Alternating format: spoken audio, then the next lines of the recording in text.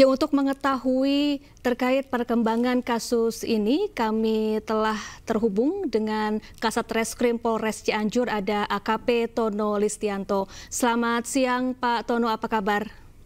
Selamat siang, alhamdulillah baik Mbak kabarnya. Baik, Pak Tono, sejauh ini sudah berapa orang yang diperiksa dan dari unsur mana saja mereka ini, Pak? Sejauh ini kita sudah melaksanakan pemeriksaan 10 orang, tentunya unsur-unsur terkait, mulai dari penanggung jawab dapur, kemudian Satuan Pelayanan Pemenuhan Gizi atau SPPG, kemudian kurir, pengantar makanan, kemudian tim masak, dan lain-lain. Ada sekitar 10 orang yang sudah kami lakukan pemeriksaan. Seperti itu. Baik, Pak Tono, mengapa sejumlah barang bukti tempat makan juga turut disita? Ya, tentunya ini bagian dari proses kita penyelidikan. Tempat makan dan makanan sudah kami sita. Tujuannya adalah untuk mengecek apakah akibat tempat dan makanan tersebut atau bukan. Dan saat ini kedua barang tersebut sudah kita kirim ke laboratorium kesehatan Provinsi Jawa Barat, dan kita sedang menunggu dan tentunya nanti akan kita update kembali. Seperti itu. Baik, apa benar ada kesulitan mencari barang bukti makanan yang diduga beracun karena makanan tersebut sudah dibuang, Pak Tono? Sejauh ini tidak ada kesulitan, Pak. Kita sudah mengamankan barang bukti di tempat kejadian perkara, mulai dari makanan dan tempat itu sudah kita kirim ke Labkesda Provinsi Jawa Barat. Tinggal menunggu hasilnya saja, tidak ada kesulitan sejauh ini. Baik, jadi sudah ada barang bukti makanan yang dikonsumsi oleh para korban yang disita dan saat ini diperiksa di laboratorium ya, Pak Tono? Benar sekali, seperti itu. Baik, kalau dugaan sementara, apa penyebab dari puluhan korban ini mengalami keracunan? Apa sumber makanan yang mereka konsumsi, Pak Tono? Nah, dugaan sementara kita belum bisa menyimpulkan karena tentunya sekali lagi kita masih menunggu hasil laboratorium yang dilakukan oleh Labkesda Provinsi Jawa Barat dan Kabupaten Cianjur, dan nanti tentunya akan kita update kembali apakah akibat dari makanan dan tempat tersebut, nanti akan kita update kembali, Mbak. Seperti itu. Apakah hanya siswa dari 2 sekolah saja yang keracunan atau ada siswa dari sekolah lain yang juga turut menjadi korban keracunan MBG ini, Pak Tono?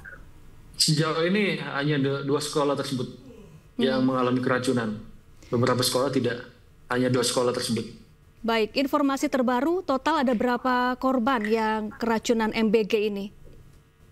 52 orang dan semuanya sudah kembali ke rumahnya masing-masing. 52 orang? Update terbaru. Baik, 52 orang. Sudah kembali Baik. ke rumah masing-masing? Baik, Pak, benar.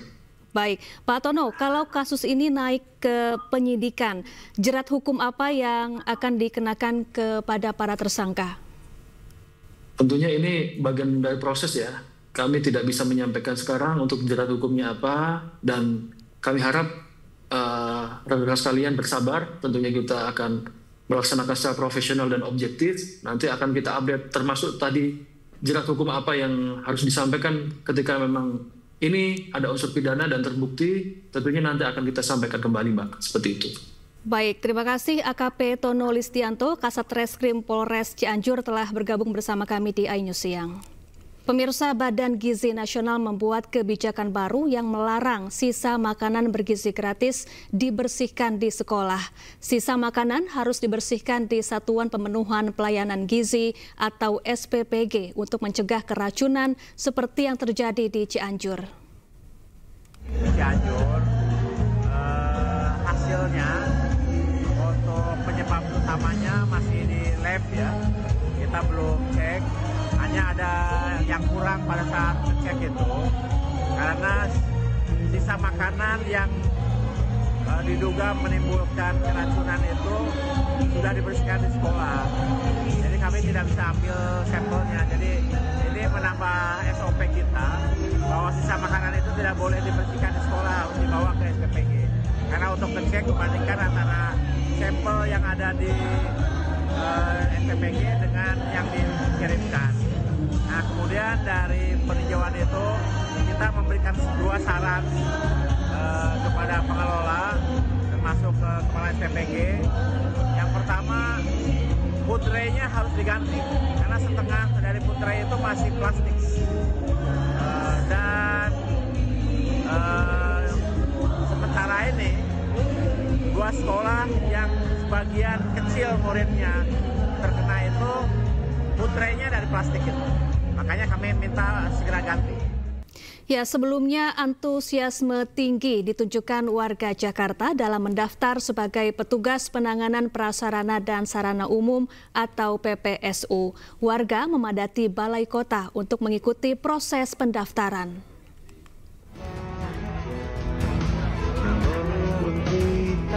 Balai Kota Jakarta dipenuhi oleh warga yang bersemangat mendaftar sebagai calon petugas PPSU. Mereka datang dari berbagai wilayah membawa berkas persyaratan. Pemerintah Provinsi DKI Jakarta membuka 1.652 lowongan PPSU untuk tingkat kelurahan. Selain itu, gaji PPSU Jakarta tahun 2025 menyesuaikan upah minimum Provinsi Jakarta, yakni sekitar 5,3 juta rupiah. Gubernur DKI Jakarta Pramono Anung menegaskan bahwa proses rekrutmen ini dilakukan secara transparan dan terbuka guna menghindari praktik pungutan liar dan nepotisme. Selain itu, Pramono juga menyatakan bahwa penetapan petugas PPSU harus dilaporkan dalam rapat yang dihadiri oleh gubernur dan wakil gubernur untuk memastikan keterbukaan. Persiapannya ini cukup ribet nggak, Mas? Gimana persiapannya? Ya, karena persiapan sih wajar sih, kayak lamar-lamar kerjaan lain sih. Sama aja. Nggak ada yang menyulitkan ya? Enggak. Isu tentang orang dalam ini betul-betul bisa dihilangkan dalam rekrutmen untuk PPSU maupun untuk PJLP. Sehingga dengan demikian sekali lagi kami informasikan bahwa rekrutmennya, pendaftarannya bisa di kelurahan. Dengan proses rekrutmen yang transparan dan terbuka, diharapkan PPSU yang terpilih dapat menjalankan tugasnya dengan maksimal dalam menjaga kebersihan dan kenyamanan lingkungan Jakarta. Dari Jakarta, Wenda Nura, Leman, iNews melaporkan. Pemirsa, Lebaran Betawi 2025 akan berlangsung mulai hari ini di Monumen Nasional Jakarta. Menjelang dimulainya nanti sudah mulai ada persiapan, pemasangan tenda dan panggung untuk hiburan dan festival. Pemerintah Provinsi DKI Jakarta akan menggelar Lebaran Betawi 2025 di Monas, Jakarta Pusat pada 25 hingga 27 April 2025. Hari ini persiapan pun sudah mulai dilakukan dengan pendirian tenda, panggung, dan tenan-tenan makanan. Lebaran Betawi merupakan tradisi tahunan sekaligus momen silaturahmi bagi masyarakat Betawi di Jakarta. Nantinya para pengunjung dapat menikmati acara yang bertabur aneka atraksi seni dan budaya, termasuk makanan khas Betawi.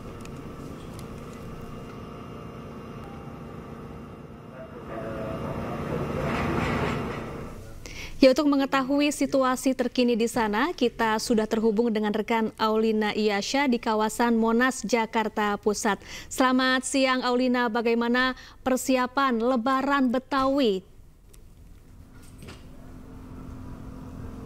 Halo, selamat siang Syafa dan juga pemirsa. Terkait situasi di Monas menjelang Lebaran Betawi 2025 ini bisa dilihat di layar televisi Anda masih sepi ya, belum terlihat adanya masyarakat ataupun pihak penyelenggara yang datang untuk mempersiapkan acara. Ini hanya baru dipersiapkan tenda dan juga panggung yang nantinya akan menjadi tempat pertunjukan acara festival Lebaran Betawi 2025 ini. Adapun berdasarkan informasi untuk tenda di sini juga ada tenda yang berwarna putih dan orange. Untuk tenda yang berwarna putih ini nantinya akan dipergunakan untuk tempat-tempat tenan makanan, dan juga tenda yang berwarna orange ini untuk para tamu yang akan menghadiri di acara Lebaran Betawi kali ini. Adapun untuk mengenai informasi dari Kepala Dinas Kebudayaan Pemprov DKI Jakarta juga mengatakan bahwa nantinya acara Lebaran Betawi ini juga bukan hanya dipertujukan bagi para masyarakat Jakarta saja atau orang-orang Betawi, namun ini bagi seluruh masyarakat Indonesia yang ingin datang langsung menyaksikan ke Monas ini diperbolehkan secara gratis. Adapun untuk tema Lebaran Betawi 2025 kali ini, yakni menyongsong 5 abad Jakarta dengan semangat mempererat kearifan lokal masyarakat Betawi. Kegiatannya pun nanti akan ada apa saja, ini pastinya banyak kegiatan menarik yang pastinya banyak sekali masyarakat yang menunggu dan ingin melihat secara langsung, yakni akan ada kegiatan pawai budaya, nantinya akan ada ondel-ondel, tanjidor, lenong, festival kuliner, ini juga akan ada beragam makanan khas Betawi dan akan ada pertunjukan seni dan budaya seperti gambang kromong dan juga silat Betawi. Dan akan ada lomba permainan tradisional khas Betawi, yakni akan ada panjat pinang, balap karung, dan juga congklak. Nah, untuk Lebaran Betawi 2025 ini juga dasar informasi yang Anda sebutkan tadi, ini adalah tradisi tahunan, biasanya berlangsung setelah Idul Fitri dan disambung dengan adanya Lebaran Betawi ini. Karena berdasarkan informasi dari Kebudayaan Jakarta, ini adalah untuk memperpanjang atau mempererat silaturahmi antar masyarakat Betawi yang sudah berlangsung sampai saat ini. Adapun beberapa tujuan dari Lebaran Betawi 2025 ini juga banyak memiliki makna, yakni melestarikan budaya Betawi dan juga mempererat rasa cinta terhadap budaya lokal dan juga mempererat silaturahmi antar masyarakat Betawi. Syafa. Baik, terima kasih Aulina Iyasha langsung dari Monas, Jakarta Pusat. Tentunya ini bisa menjadi pilihan hiburan akhir pekan yang murah meriah bagi warga Jakarta. Terima kasih dan selamat bertugas kembali.